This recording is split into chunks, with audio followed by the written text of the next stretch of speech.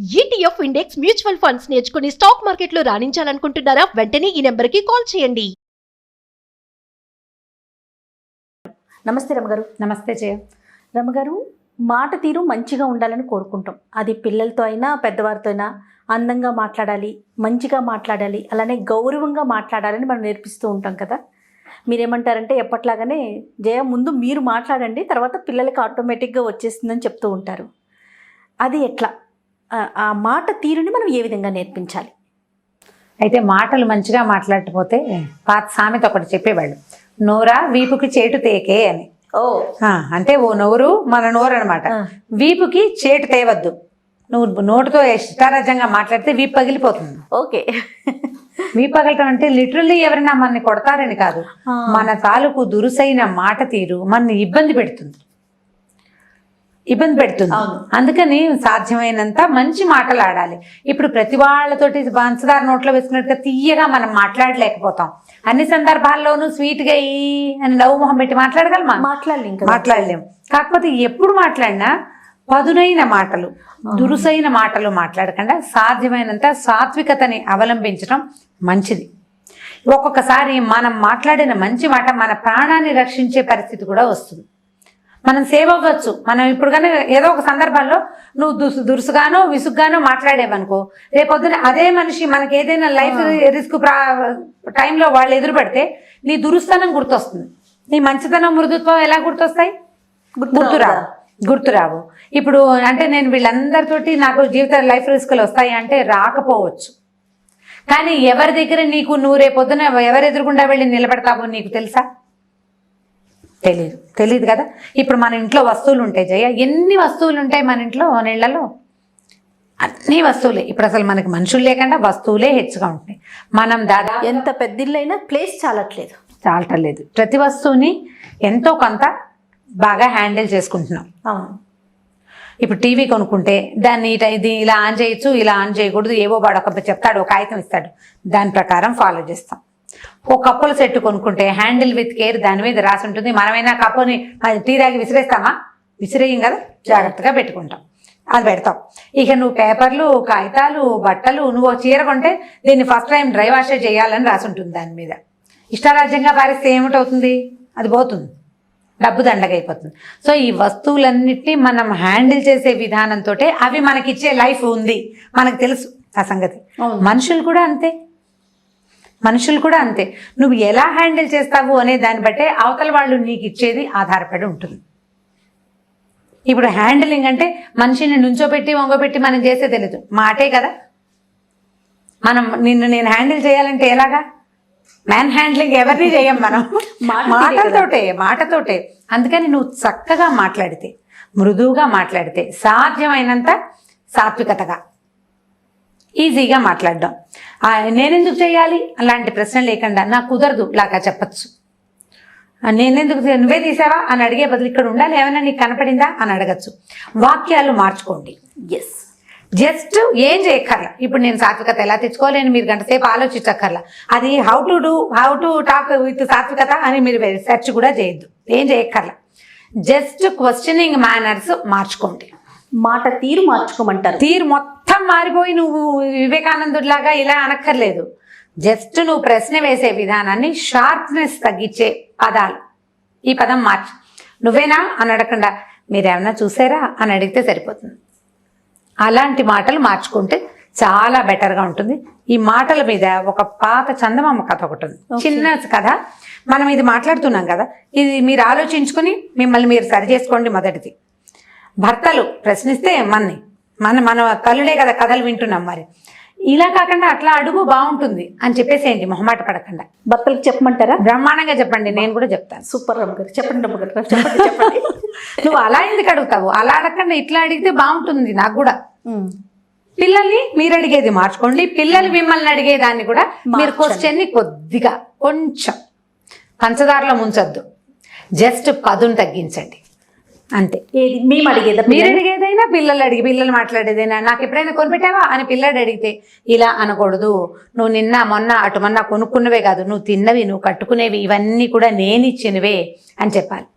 అంతేగాని మా పిల్లాడు ఇలా అంటున్నాడని మా అబ్బాయి కూడా అప్పుడప్పుడు వాళ్ళంటే ఎప్పుడైనా కొనిపెట్టావా అంటుంటాడు. ఒరే ఓసారి ఇంట్లో చూసుకోరా, అవన్నీ నేను కాకపోతే ఎవరు కొన్నారు అంటే సరిపోతుంది. దాని మీద రగడ పెంచి, లేదా మన భర్తలతో కూడా ఇలాంటివి వస్తాయి. ఎప్పుడు నేను అడిగింది నువ్వేం కొనిపెట్టలేదు అని పొట్లాడకుండా ఇది కావాలనిపిస్తుంది అని అడిగితే బాగుంటుంది. ఆలోచించి చూడండి, ఇవన్నీ చూడండి. మీరేం ప్రశ్న ఇస్తారో నాకు తెలియదు, మీరేం మాట్లాడుకుంటారో ఎవరేం మాట్లాడుకుంటారో నాకు తెలియదు కదా. మీ ఇంట్లో అలా ఉంటుంది, మా ఇంట్లో అలా ఉండదు రమ్మగారు అని రాస్తారు కొంతమంది. అందుకని వాళ్ళ కోసం చెప్తున్నాను అనమాట. ఇప్పుడు నేను ఒక శారీ కట్టుకుంటాను, నా స్టైల్లో నేను కట్టుకుంటాను. నీ దగ్గర ఉంటుంది అదే చీర, నా దగ్గర ఉన్న రంగే అదే బ్లూ కలరు, అవే పువ్వులు, అవే చుక్కలు. నీ స్టైల్ ఆఫ్ కట్టుకోవటం నీది కదా, అంతేనా? అలాగా నీ హ్యాండ్లింగ్ విధానం నీది. నేను ఇలా చెయ్యొచ్చు అని చెప్తున్నాను, మీకు వెసులుబాటుగా ఉండేలాగా చేసుకోండి. ఇవి మనం ఇబ్బంది పడకుండా ఉండటానికి మనకి చిన్న చిన్న టిప్స్ అంతే. మీరు మార్చుకోండి. మొదట మీరు మారితే ఒక 4-5 రోజుల్లో మీరు మారిన సంగతి అవతల వాళ్ళు గుర్తిస్తారు. పై కనకపోయినా ఖచ్చితంగా గుర్తించి తీరుతారు. ఎప్పుడు కొత్తిమీర వాడడం చేయ మనకు అలవాట్లేదు అనుకుందాం, లేదా కొత్తిమీర వాడతాం, పుదీనా వాడం. సడన్ గా కూరలో పుదీనా వాసన వస్తే గుర్తించరు? 100% మన ఇంట్లో అగరబత్తులు వేసుకుంటాం, ఎప్పుడు సడన్ గా మీరు సాంబ్రాణి పొగ తెచ్చి వేస్తే ఇంట్లో గుర్తించరు? ప్రవర్తనలో మార్పుల్ని మగవాళ్ళు, పిల్లలు గుర్తిస్తారు. ముందు మనం మారాలంటారు. మాకే చెప్తున్నారు మీరు. నేనైనా అంతే కదా. మనం మార్చుకుని వాళ్ళని మార్చడానికి ట్రై చేయండి. అంటే మీకు కావాలంటే సంగతి ఇది, అక్కర్లేదు నేను పరమాద్భుతంగా ఉన్నానంటే ఇబ్బంది లేదు. కావాలి కాబట్టే కదా రమ్మగారిని రోజు పట్టి పీడిస్తున్నాం మేము.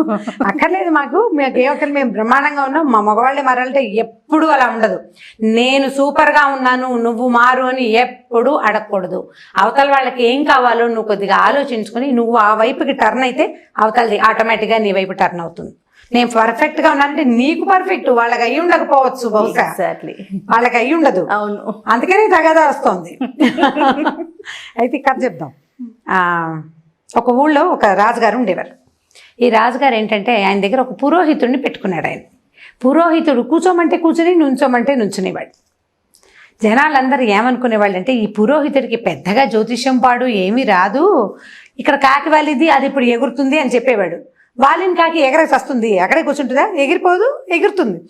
అలాగా కాకతాళీయంగా అతను కథలు చెప్తున్నాడు, ఈయనని నమ్మిస్తున్నాడు. కానీ ఈయనకేం పెద్ద విద్య రాదని ఆయన ఫ్రెండ్స్ క్లాస్మేట్స్ కూడా అనేవాళ్ళు, ఊళ్ళో అంతా చెప్పుకునేవాళ్ళు. కానీ రాజుగారికి గురి కుదిరింది పురోహితుడి మీద. ఆయన వెళ్దామంటే అంటే బయలుదేరేవాడు, ఆయన వెళ్ళదండి ఇవాళ అంటే మానేసేవాడు. కాకతాళీయమని ఒక న్యాయం చెప్తాం. కాకతాళీయం అంటే ఒక కాకి తాడి చెట్టు మీద వాలింది. ఆ టైంకి అది ఏం చేసింది, ఒక 5 నిమిషాలు 10 నిమిషాలు కూర్చున్నాక అది రివ్వుమని లేచి ఎగిరింది. అది ఎగరంగానే ఒక తాడి పండు రాలిపడింది.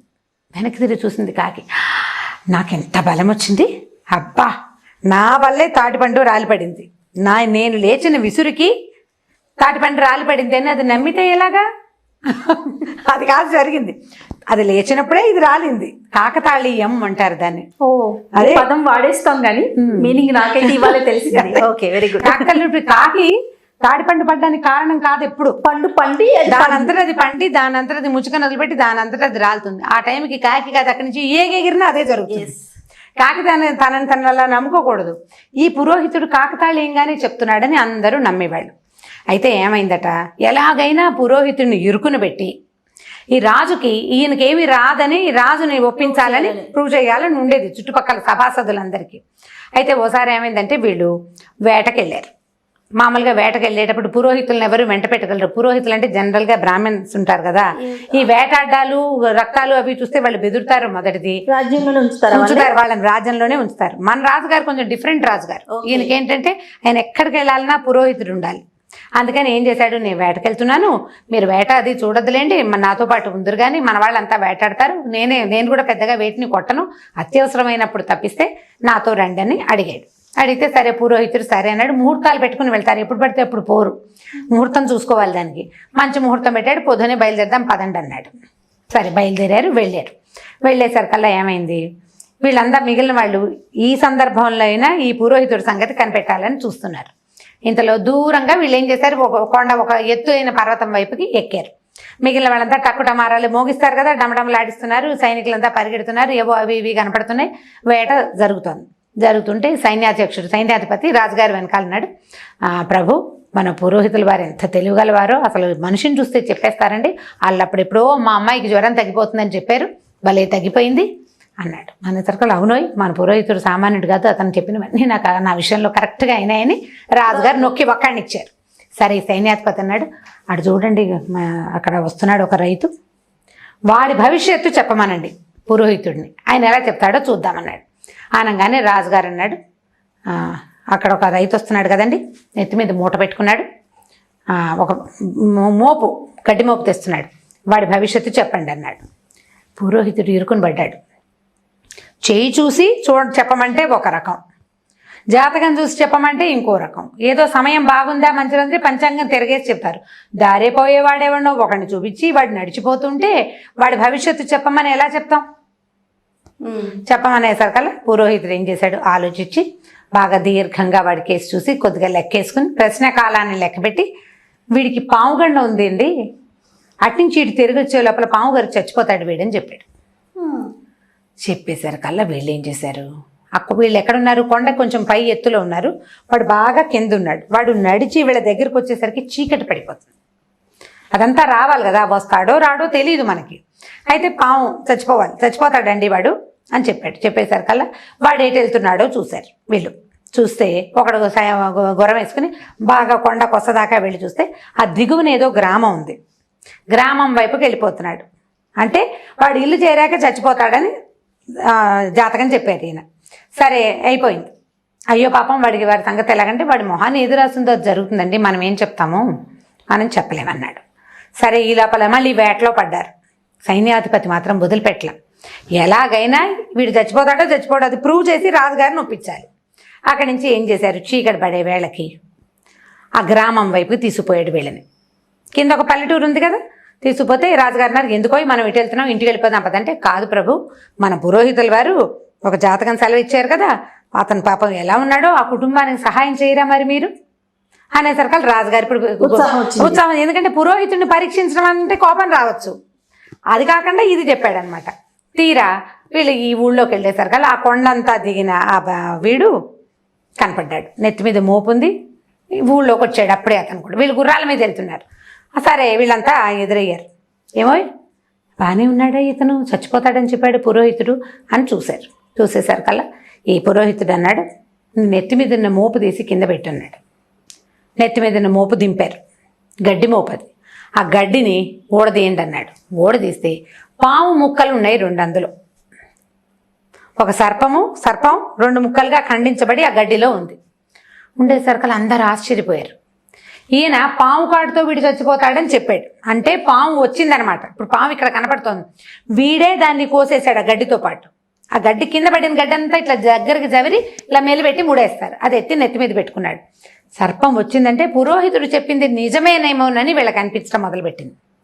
అప్పుడు ఈయన ఏం చేశాడు, ఇంకొకసారి వాడిని రైతుని బాగా పరిశీలనగా చూసి, అబ్బాయి నువ్వు వచ్చేటప్పుడు నీకు ఎవరు కనపడ్డారు, నువ్వు కొండ ఏలో గడ్డి కోసావు కదా, ఈ గడ్డి కోయటానికి ముందు గడ్డి కోయటానికి తర్వాత ఏం జరిగిందో చెప్పు అన్నాడు. ఏం జరిగిందో చెప్పంటే, నేను పొద్దునే వెళ్ళానండి, మరి ఆవులను తోలుకున్నాను, ఆవులన్నిటిని ఒక పక్కకి ఇచ్చేసాను, అక్కడ ఒక యతీశ్వరుడు ఉన్నాడు. ఓ యతీశ్వరుడు ఉంటే ఏమిటో ఈ సంగతులు అని అడిగాడు. సంగతులన్నీ మంచివే బాబు, అందరూ ఊళ్ళో అందరూ బాగున్నారని చెప్పాను, అయితే అంతా మంచే జరుగుతుంది అన్నాడు. కష్టాలు చెప్పుకోవాలి. యతీశ్వరుడు ఏమిటో ఈ సంగతులు అని అడిగితే సంగతులన్నీ మంచివేనన్నాడు. అయితే మంచే జరుగుతుంది లేరా అన్నాడు. అన్న తర్వాత అప్పుడు ఏం జరిగింది అని అడిగితే, ఆయన మంచినీళ్ళు కావాలన్నాడండి, నేను దుత్తలో తీసుకెళ్లి మంచినీళ్ళు ఆయన కమండలంలో పోసాను, ఆయన మంచినీళ్ళు తాగి ఆ కమండలంలో చుక్క నీళ్లు ఉంటే నా మీద విదిలిచ్చాడండి అని చెప్పాడు.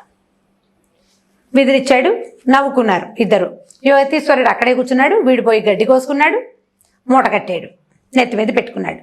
ఇప్పుడు వీడు అక్కడ ఆడిన మంచి మాట ఆ సర్పం నుంచి వాడిని కాపాడింది, లేకపోతే వాడికి సర్పగండ ఉంది ఆ రోజు. ఆయన అంతా మంచి, ఇప్పుడు వీడు గనక ఊళ్ళో చాలా కష్టాలు ఉన్నాయని చెప్పుంటే కష్టాలు తప్పవు అని చెప్పేవాడు, పాము కట్టేసేది. వాడు ఆడిన ఒక మంచి వాక్యం వాడిని రక్షించింది అని చెప్పాడు పురోహితుడు. చెప్పేసరికి రాజు ఆశ్చర్యపోయాడు. మీకు ఎలా తెలిసిందండి అని. తెలియటానికి ఏముంది ప్రభు, వీరందరికీ నేను మంచి మాట్లాడుతుంటే ప్రతిసారి నా మీద అనుమానంగా ఉంది, ఆ సాక్ష్యం భగవంతుడు చూపించదలుచుకున్నాడు, అందుకని వీళ్ళకి సాక్ష్యం కనపడింది. సైన్యాధిపతి గారి అమ్మాయికి జ్వరం వచ్చింది, తగ్గిపోతుందని చెప్పాను, తీసుకొచ్చారు, తగ్గిపోతుందని చెప్పాను.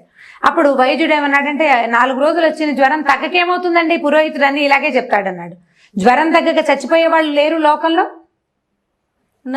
కష్టం నాయనా అని నేను చెప్పుంటే ఆ మాట పనిచేసేది, ఎంతో కొంత, చాలా టైం పట్టేది. కానీ తగ్గిపోతుందని చెప్పి నేను చెప్పిన మంచి మాట అతనికి ధైర్యాన్ని, పిల్లకి దిటవుని ఇచ్చే మందు పాజిటివ్గా పనిచేసింది. అందుకని ఎప్పుడు మంచి మాటలే ఆడితే ఎంతో కొంత పాజిటివ్ ఆరా ఉంటుంది ఆ మాటకి. మాట మహాబలమైంది. నువ్వు మంచి మాట ఆడితే ఎంతో కొంత మంచి జరగటానికి అవకాశం ఉంది. ముందే నువ్వు హోప్స్ వదిలేసి, ముందే నువ్వు చెడ్డ మాటలు మాట్లాడి, ముందే విసిరేసి, ముందే తిట్టేసి, ముందే అరిచేస్తే అదే జరుగుతుంది, ఉపయోగం లేదు. నువ్వు ఏ చెడ్డ మాట అంటావో అది బాగా పనిచేస్తుంది, అది ఎక్కువగా పనిచేస్తుంది. మంచి మాట స్లోగా పనిచేస్తుంది, మందులాగా నిదానంగా పనిచేస్తుంది. అందుకని మంచి మాటలే ఆడుకోవాలి. మంచి మాట, నేను చెప్పింది మంచి మాట. ఇతనికి ప్రమాదం ఉంది, ఏదో చేసి నాకు కనపడింది అది, అతను ఒక మంచి మాట ఆడి ఆ ప్రమాదాన్ని నుంచి తప్పించుకున్నాడు. కాబట్టి మంచి మాటలు మాట్లాడాలి. మనకు చెప్తారా తథాస్తు దేవతలు ఉంటారు అని చెప్తారు. తథాస్తు దేవతలు ఏంటంటే మనం ఏదో వెళ్తుంటే అన్నీ ఇలాగే అవుతున్నాయి, ఇవాళ మనం వెళ్ళే పని అవుతుందో అవదో అనుకుంటే ఒక రకం, ఇంకేం పని అవుతుంది అనుకోగానే తథాస్తు అంటారు పైనుంచి, అవదు ఇంకా ఆ పని. నువ్వే చెడగొట్టుకున్నట్టు, అది నువ్వే చెడగొట్టుకున్నట్టు. ఇప్పుడు తథాస్తు దేవతలు అంటే నిజంగా ఉంటారా అని నన్ను అడగద్దు. ఉండటానికి నేను నమ్మే విధానం ఏంటంటే, నువ్వే 10 సార్లు నెగిటివ్గా మాట్లాడితే నెగిటివ్ థాట్సే పనిచేస్తాయి. అవును, నీ మొహంలో కానీ నీ జెస్చర్స్లో కానీ పాజిటివ్ థింగ్స్ కనపడవు అవతల వాళ్ళకి. నువ్వు ధైర్యంగా ఉంటే కదా, కాన్ఫిడెంట్గా కనపడాలి కదా జయ, ఏ విషయంలో అయినా. అవును, కాన్ఫిడెన్స్ ఎప్పుడు వస్తుంది?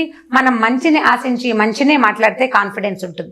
నువ్వు చెడు ఆశించి చెడుగా మాట్లాడి, డిప్రెసివ్గా మాట్లాడి, నెగిటివ్గా మాట్లాడితే ఇంకేం కాన్ఫిడెన్స్ లేదు, ఏమీ లేదు, చెడే వస్తుంది మనకి. ప్రయత్నం చేసి మ్యాక్సిమం మంచిగా మాట్లాడడానికి ట్రై చేయండి. ప్రపంచం రకరకాలుగా పోతుంది. ఈ పోయే ప్రపంచాన్ని కొన్ని మంచి మాటలతోటి, వీటితోటి అయిపోతుందంటే ఏం అవదమ్మా, దీంతో అయిపోతుందని అనుకోవడానికి వీల్లేదు. కానీ ఇది ప్లస్ అవ్వచ్చు, ఇది కూడా ఒక ప్లస్ కావచ్చు. మనం ఒక ప్లస్, ఇప్పుడు మైనస్లు వేస్తూ పోతూ ఎట్లా, ప్రతిసారి కొన్ని ప్లస్లు వేస్తూ ఉండాలి కదా. ఎప్పుడైనా ఒకసారి ఆ ప్లస్ ఇంకో ప్లస్కి కారణం అవుతుంది. కాబట్టి మైనస్లు వేయకండి జీవితంలో, ప్లస్లు వేయండి.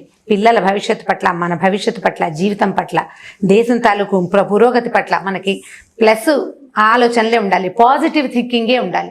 ముందుకి పాజిటివ్గా వెళ్ళామా ఖచ్చితంగా ఎంతో కొంత పాజిటివిటీ తగులుతుంది. మనం ఇక్కడే మైనస్లు వేసుకుంటే ఇక జీవితంలో ప్లస్ ఎప్పుడైనా వస్తుందా? మనకి ఏమిటంటే ప్లస్ వేయాలంటే 2 వేయాలి కదా, మైనస్ ఒకదాంతో సరిపోతుంది. నువ్వు 2 వేయి, 1 ఎందుకు వేస్తావు? 2 వేస్తే ముందుకెళ్తాం కదా, అంతే. 1 అడుగుతోటి ముందుకెళ్ళాం, 2 అడుగులతోటి ముందుకెళ్ళిపోతాం, కనపడుతోంది కదా. ఆ రకంగా ప్రయత్నం చేసి చూడండి, మంచి మాటలు ఆడండి. తప్పకుండా రోజుకొక మంచి మాట. ఇవాళ నేను ఇది మంచి మాట మాట్లాడాను, బాగా మాట్లాడాను అని అనుకోవాలి. మిమ్మల్ని మీరే శభాష్ అనుకుంటుండాలి ఎప్పటికప్పుడు. ఏ శభాష్, ఈ మంచి పని చేసాం, ఇది బ్రహ్మాండంగా అన్నాం అని అనుకుంటే ఇక అట్లా ముందుకెళ్ళిపోతారు. తప్పకుండా అమ్మగారు, అంత మంచి మాట్లాడదాం, మంచిని చూద్దాం. నమస్తే. నమస్తే.